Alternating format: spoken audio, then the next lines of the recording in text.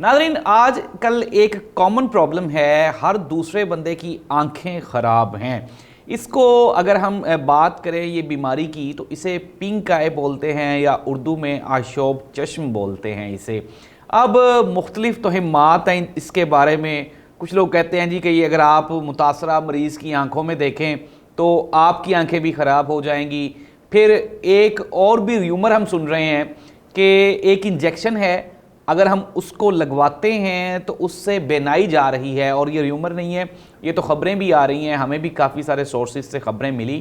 अच्छा, अब ये बीमारी क्या है, ये होती कैसे है और इसका इलाज क्या है? अब आप या मैं जब ये बात करेंगे ना, तो जाहिर सी बात है, हम लोग तो चूँकि हमारा मेडिकल से कोई कंसर्न नहीं है, कोई लेना देना नहीं है, हम तो सुनी सुनाई बात पे अमल करेंगे। तो इसके लिए आज हमने अपने साथ एक्सपर्ट को दावत दी है। हमारे साथ आज प्रोग्राम में मौजूद हैं डॉक्टर वरदा सिकंदर साहिबा। तो हम इनसे जानेंगे। डॉक्टर साहिबा, सबसे पहले हमें ये बताएं कि ये बीमारी है क्या, आशोब चश्म या आंखों का ख़राब हो जाना, पिंक आई। सबसे पहले बताएं ये बीमारी क्या है। अस्सलाम वालेकुम, thank you so much for having me. The most common आजकल जो है ये वायरल प्रॉब्लम चल रहा है, कॉन्जक्टिवाइटिस, या फिर जो है वो हम इसको पिंक आई कहते हैं। दरअसल इसमें होता क्या है कि जो हमारी ट्रांसपेरेंट आँख की लेयर है और जो इसके अंदर मौजूद सॉफ्ट टिश्यू है जो कि हमारे आई बॉल और आई लिड को जो है वो लीड कर है, उसके अंदर सोजिश हो जाती है और इन्फ्लेमेशन हो जाती है, जिसके रिजल्ट में क्या होता है कि आपकी आंखों से कॉन्टीन्यूसली पानी निकलने लग जाता है, या फिर इरिटेशन, बहुत ज़्यादा एलर्जिक चीज़ें जो है वो होने, और धुंधला या आंखों को हम लोग कहते हैं कि क्लाउडी लाइक विजन जो है वो हो गई है, कि हर टाइम आपको ऐसे लग रहा है आंखों में बादल बादल और सर जो है वो आपका भारी हुआ होता है इस वजह से। अच्छा, अब आप ये बता दें हमारे व्यूअर्स को कि ये बीमारी, सबसे पहली बात ये कि ये होती क्यों है या किस तरह से होती है? क्या आपको वायरल डिजीज़ है, बैक्टीरियल है, कौन सी ये बीमारी है? हाँ जी बिल्कुल, ये जो है वो एक कम्युनिकेबल प्रॉब्लम, एक वायरल डिजीज़ है। तो इसमें क्या होता है कि किसी को ये हुआ है, ठीक है, उसकी वजह से आपके साथ उसकी कंटेमिनेशन हुई है।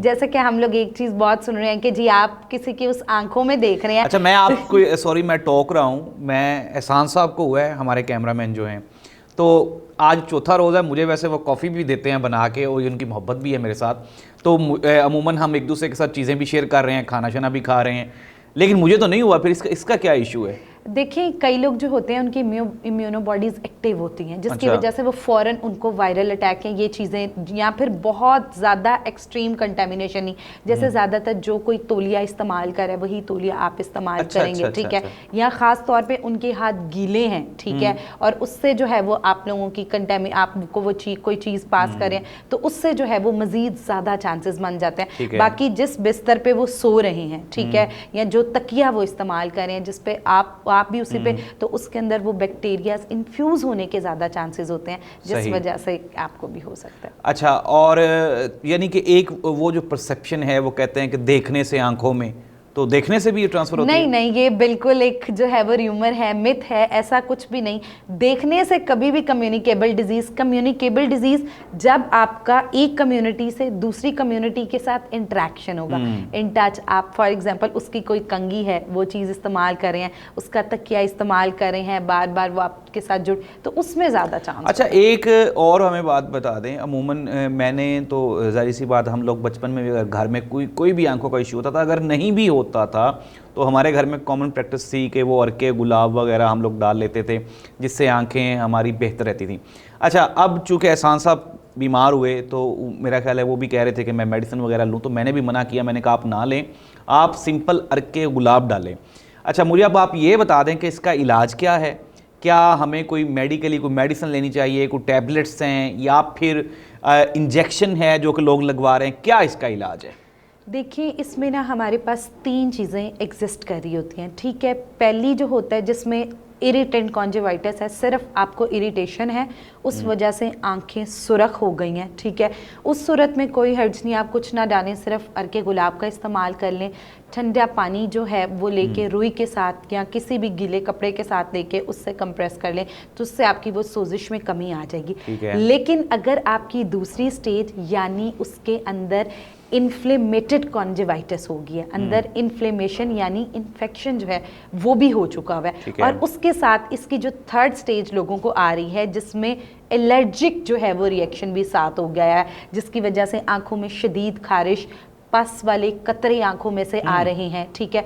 तो इन दोनों सूरत में तो ऑब्वियसली आपके लिए ट्रीटमेंट ज़रूरी है। अगर मैं ट्रीटमेंट बताती चलूँ तो इसमें हमारे पास OTCs एक होती हैं, ओवर रेटेड, ठीक है, मेडिसिन पेन किलर का काम करती हैं, वो हम दे रहे हैं। उसके साथ साथ एंटी एलर्जीज़ हैं उसका इस्तेमाल, और उसके अलावा लुब्रिकेटिंग जो है वो ड्रॉप्स होते हैं जो हमारी आंखों को लुब्रिकेशन के, जो आपकी आंखों में इन्फ्लेमेटेड पानी है उस सारी आंखों को, उससे आपकी आंखों से रिमूव करके और आपकी आंखों को बेहतरी की तरफ लेके जा रहा है। तो इट डिपेंड्स कि आपका ये इन्फ्लेमेशन कितना स्वेयर हो गया हुआ है, ठीक है। अगर आपको इनिशियली पता लग गया है तो आप बिल्कुल अर्के गुलाब जो है वो भी इस्तेमाल कर सकते हैं। लेकिन one thing make sure that कि आजकल अर्के गुलाब जो है वो बहुत सारे ऐसे अर्के गुलाब मुख्तलिफ ब्रांड्स के हैं जिसमें केमिकली, किसी में एलोवेरा डाला हुआ है, किसी में उन्होंने विटामिन सी जो डाला हुआ है। अब देखिए अगर आप विटामिन सी वाली डालेंगे तो वो एसिड है, स्किन के लिए ठीक है, लेकिन अगर आपके अंदर थोड़ा सा भी वो जाता जाएगा तो इन्फेक्शन बिगड़ जाएगा।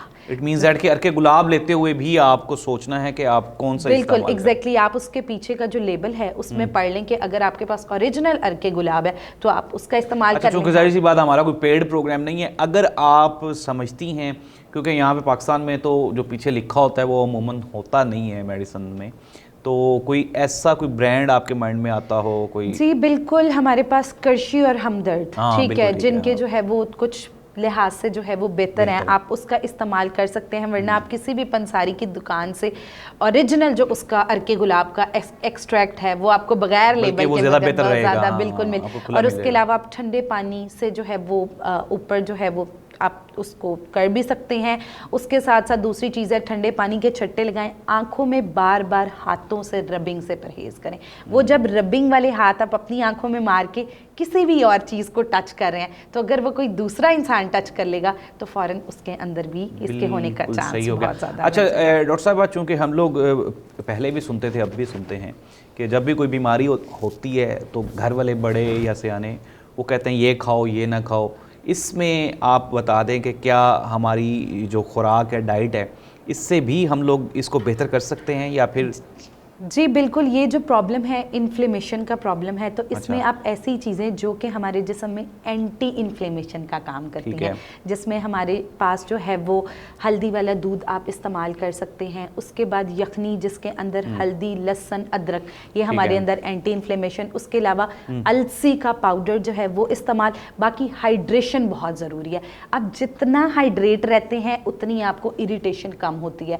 और उसके साथ साथ आप फलों का इस्तेमाल है वो ज़्यादा से ज़्यादा करें, क्योंकि आप फलों के अंदर विटामिन्स और मिनरल्स होते हैं, तो आपकी बॉडी के अंदर कोई भी इन्फेक्शन है जो आपको खतरे वाली बात है इसमें, इस बीमारी में नहीं इसमें खतरे वाली, लेकिन अगर आप इसको अनकंट्रोल्ड तरीके से सेल्फ ट्रीटमेंट खुद से कर रहे हैं, आपको नहीं पता, अगर आपको फील हो रहा है कि आपके पस वाले आंसू जो हैं वो आ रहे हैं, आपको रोशनी जो है वो बहुत ज़्यादा इरिटेट कर रही है, उसके साथ साथ जब आप लेट रहे हैं ना आपसे रोशनी बर्दाश्त हो रही है ना आपसे अंधेरा बर्दाश्त हो रहा है, और हर टाइम आपको ब्लरी विजन के साथ साथ चक्कर आ रहे हैं, तो इस सूरत पे अब तमाम जितने गवर्नमेंट हस्पताल हैं उनमें इसका ट्रीटमेंट मौजूद है, तो आप फौरी तौर पे उन्हें रजू करें। तो नाज़रीन, ये आपने सुन लिया कि डरने वाली कोई बात नहीं है, हर बीमारी का इलाज है। ये जो आशोब चश्म है इसके बारे में जितनी भी ये मिथ्स और परसेप्शंस जो कि लोगों ने फैलाई हुई हैं वो सारी की सारी झूठ हैं। ये डॉक्टर साहिबा ने हमें बता दिया कि एक आम सी बीमारी है जिसका घर में ही इलाज मुमकिन है, लेकिन जाहिर सी बात है कभी भी ऐसी कोशिश ना करें कि आप अपने डॉक्टर खुद ही बन जाएं, फिर आप अपना नुकसान कर बैठेंगे। लेकिन वो जिस तरह से हम लोग सुन रहे हैं कि इंजेक्शन्स लगवाने से आंखों की बेनाई जा रही है और ये सारा कुछ, लेकिन नाज़रीन आप ये देख लें कि हमने इससे भी बड़ी बीमारियों का मुकाबला किया है। कोविड अभी रिसेंटली हम उससे नाबर्द आज़मा हुए हैं, तो ये जो बीमारी है ये कोई इतनी ख़तरे वाली बीमारी नहीं है।